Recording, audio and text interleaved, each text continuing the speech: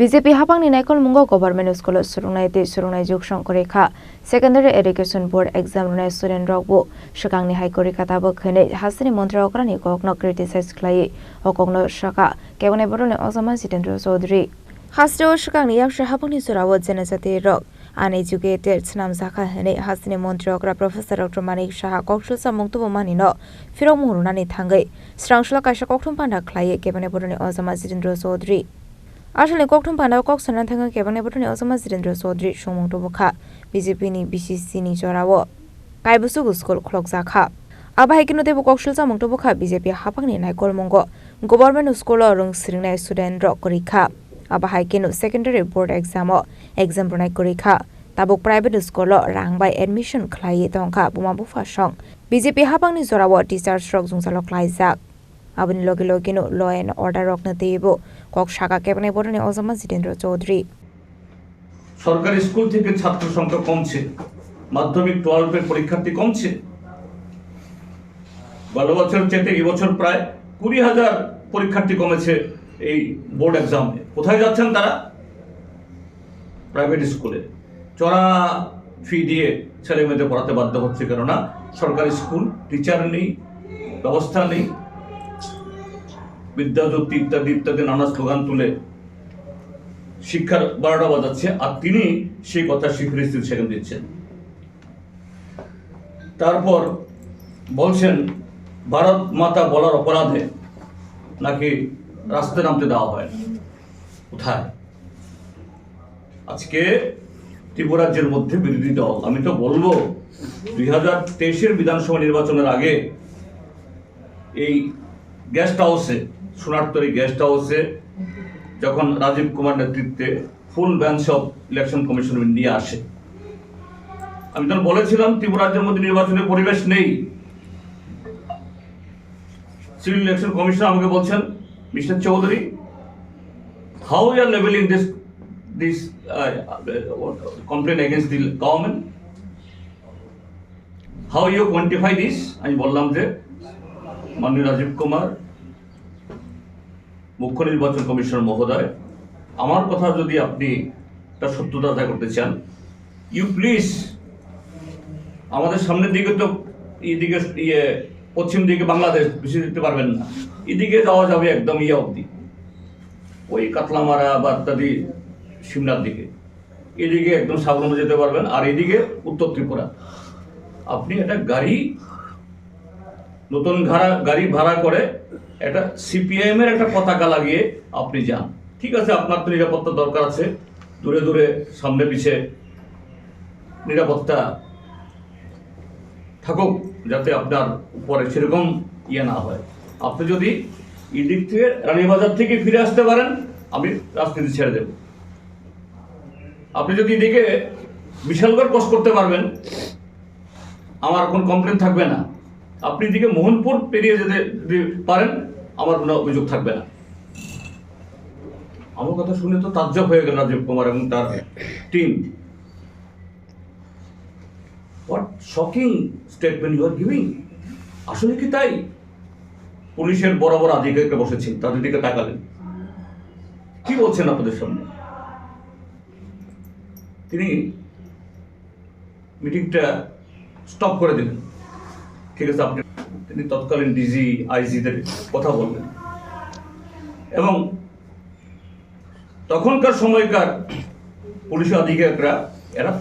তাৎক্ষণিক জবাব দিতে পারেননি দ্যাট ওয়াজ দ্য সিচুয়েশন এবং স্টিল ইট ইজ প্রিভেলিং এখনো আর তিনি বলছেন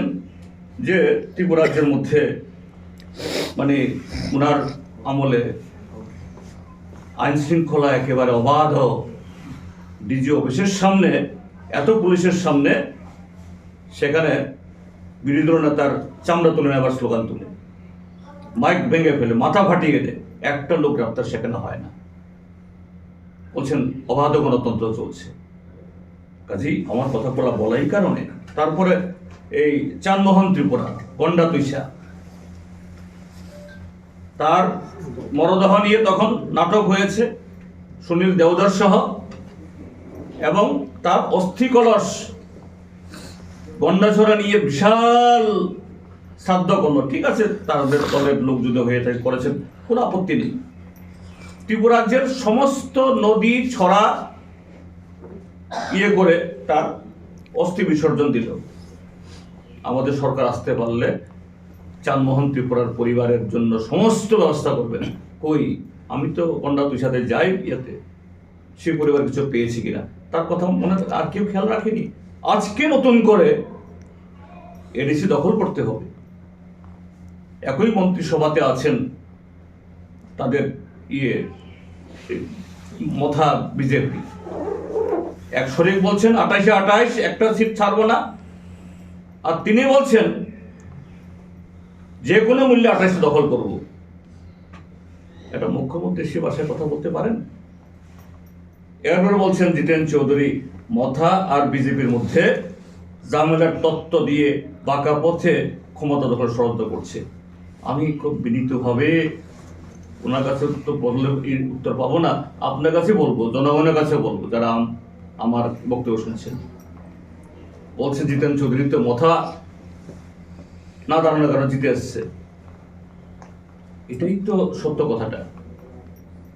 মথা যদি 20টা বিধানসভা সংরক্ষিত কেন্দ্রের অতিরিক্ত জেতার 1% সম্ভাবনা না থাকলেও আরো 22টা সিটে দাঁড়িয়েছেন। কেন দাঁড়িয়েছেন? না দাঁড়ালে সেখানকার ট্রাইবেলরা তাদের কাছে অপশন যেত কাকে ভোট দেবেন, বিজেপিকে না সিপিএমকে না কংগ্রেসকে, এবং তখন আলটিমেট চয়েস হতো সিপিএম। সাবরুমে যেমন আমি জিতেছি, মথার দয়া নয়। সেখানে আমার কেন্দ্রে গিয়ে এই মথা সুপ্রিমো আমার কেন্দ্রে ঠিক না,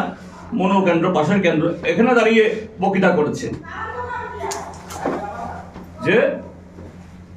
ত্রিপুরা মথা আমরা দাঁড়িয়েছি, যদি ত্রিপুরা মথা ক্যান্ডিডেট না থাকে এটা তোমাদের খুশি, বলেনি তো সিপিএমকে ভোট দাও, জিতেন চৌধুরীকে ভোট দাও। তো এটাই বাস্তবতা যে মথা যদি এরকম গ্রেটার ত্রিপুরাল্যান্ডের এই মানে কি বলে এই ফেক আওয়াজ না তুলতো, 22টা কেন্দ্রে যে ত্রিপুরা মথাতে ভোট দিয়ে ভোট নষ্ট হয়েছে, এই ভোটের অধিকাংশ সিপিএম এর করে যেত সাবরুমের মতো, এবং এই 22টা কেন্দ্রে সিপিএম জিতত। তাহলে সিপিএম 13টা পেয়েছিল, আরো 22, 35, কংগ্রেস 3, আজকে অনিবার্যভাবে বিজেপির পতন ঘটত। সিটে হয়তো 1-2টা সেদিক হতো, এটি তো বাস্তব। আর তিনি বলছেন আবাইগ্রাস লোকক সারানি থাঙ্গে কেবনে বরলে ওজামা জিতেন্দ্র চৌধুরী শাখা হাসিনি মন্ত্রী অগ্রানি সামানি কক থাই কাইসা নাংমানি করে হেনে রাজা খরাগুল নিশিমি প্রণামী কক থুম চিনি খরাং।